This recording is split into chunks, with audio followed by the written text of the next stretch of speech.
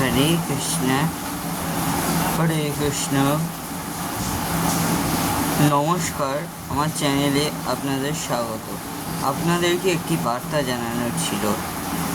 তো এই সমাজে একটি বাচ্চা ছেলে একজন টোটোওয়ালাকে কাকু বলে ডেকেছিল, এবং তার কারণে সেই টোটো চালকটি 20 টাকার জায়গায় তাকে 10 টাকায় নিয়ে গিয়েছিল, অনেকটা দূরত্ব। তাহলে একবার ভাবুন তো, একটি সাধারণ কাকু সম্বোধন যদি একটি বাচ্চা ছেলের যাত্রার ভাড়া কমিয়ে দিতে পারে, তবে এই মানবিকতা কতটা জোর থাকতে পারে।